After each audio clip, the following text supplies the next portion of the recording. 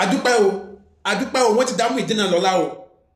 wọ́n ti dá Muyideen náà lọ́lá o tẹ́ bá gbàgbé ẹ rí pé lọ́sẹ̀ tó kọjá ni àwọn olólùfẹ́ Ìyálájé courtroom ni wọ́n fún Ìbùkún ìyàwó Muyideen ni wọ́n tí wọ́n ní àwọn fi support ẹ̀ eléyìí ni àwọn àfáà Muyideen náà rí tẹ́wọ̀ pé ojú tì máa lọ̀rọ̀ yìí máa padà jẹ́ fáwọn torí àwọn adráàgì wọn èmi tẹ̀ pariwo wọn dáadáa pé ẹ̀yin bàbá yìí láti bàtẹ́ tí mú Muyideen kúrò ní ọ̀dọ̀ Àgbàlá Gabriel àmàrí nǹkan kan oṣù kìíní oṣù kejì máa ti lọ oṣù kẹta máa ti lọ so àwọn náà wà pàkìtì mọ́ra báyìí wọ́n ti dá Muyideen ní okòwò POS wọ́n ti ra POS fún dọ́ àwòye tí wọ́n fún pé kó fi bẹ̀rẹ̀ èmi ò mọ̀ bíyá 1M ní bíyá 2M ní bíyá 3M ní ìmọ̀ èmi ò mọ̀ èyí tí wọ́n fún láti fi bẹ̀rẹ̀ ṣùgbọ́n wọ́n ti ẹ mọ́ gbàgbé wọn náà gba ṣọ́ọ̀bù fún nígbà kan ṣọ́ọ̀bù yẹn náà lẹ́ ń wòye bó ti lè yẹ pé àwọn kan tún bẹnu àtẹnuwọ̀n pé ṣé ló ṣọ́ọ̀bù jẹ́gẹ́jẹ́gẹ́ bí ẹ kẹ́ gbà fún Muyideen ó fi ààfin sílẹ̀ ó wá ń borí àkìtàn number 1 èèyàn tó jẹ́ landlord tó nílé ara ẹ̀ ẹ̀mú kúrò nílé ẹ̀ tó dàbí ààfin yẹn ṣọ́ọ̀bù tí wọ́n gbà fún Àgbàlá Gabriel gbà fún tó yẹ pé ó ṣe wò dáadáa ó jẹ́ standard shop ẹ̀mú kúrò ń bẹ̀ ẹ wá gbarú ṣọ́ọ̀bù yìí fún àwọn kan ló ń drag wọn àwọn tó ń drag wọn yìí tó wá sọ wípé ṣé Muyideen tẹ́ mọ̀ pé kò mọ̀ pé owó kan lè yòó kí ná ṣé okòwò POS tó yẹ kí wọ́n dá pé ṣé okòwò POS tó yẹ kí wọ́n dá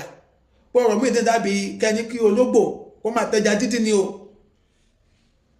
àwọn èèyàn wá ń sọ bọ̀tí wọ́n ní èmi ò lè dá sọ̀rọ̀ yẹn tèmi àmọ́ mo ní àwọn èèyàn tó yé àwọn bàbá dáadáa àwọn ẹ̀yà dáadáa tó pé wọ́n lè oyè ayéyé wọn màá gbé ọ̀rọ̀ yẹn wá sórí péjì mi kí lẹ́yìn dáàdì mi rí sí kí lẹ́yìn mọ́mí mi rí sí kí lẹ́yìn rí sọ̀rọ̀ yẹn ṣé bí wọ́n tún ṣe ní kó máa ṣe POS yẹn ṣé kò tó dáa tó ni ṣé kò lè ṣe POS ni kí ló dé tí wọ́n fi ní kò lè ṣe POS ṣé kò smart tó ni àbí kò yé mi ní o so fẹ́yìn tẹ̀ ń drag wọn pé kì í ṣe POS ló yẹ kó máa ṣe kí lè rò pé ó yẹ kó máa ṣe torí lóòótọ́ tí mo bá gbàgbé yà ẹ̀kan náà àwọn fáǹsì àkànṣọ́rọ̀ kan wọ́n ní tábà gbègbè àrántí pé ìkan náà àwọn àfáà yẹn àfáà fún sọ ó jáde ó nígbà táwọn lọ bá táwọn pè lọ́wọ́ Muyideen pé iṣẹ́ òun fẹ́ máa ṣe ó ní wọ́n ní nǹkan tí ìràwọ̀ ń bá mu àkọsẹ̀jáyé òun tó bá lọ ní pé kò máa ta charger or phone accessories pé nǹkan tí àkọsẹ̀jáyé òun bá mu nìyẹn sọ wọn máa ń béèrè pé ẹ̀yin àfáà yìí lẹ sọ fún wa wípé àkọsẹ̀jáyé Muyideen tẹ wò wọ́n ní phone accessories tó yẹ kó máa ta wáyé tẹ tún wá tún dé di POS ṣe fẹ́ change àkọsẹ̀jáyé ẹ̀ ni wọ́n ní èmi ò mọ̀ ń pa ẹ̀ àwọn bàbá dáadáa wà lórí ìkànnì yìí àwọn ìyá dáadáa wà lórí ìkànnì yìí táwọn máa sọ fún wa dáàdì mi mọ́mì mi kí ló pinnu yẹn ẹ fi pinnu yẹn hàn lórí ọ̀rọ̀ yìí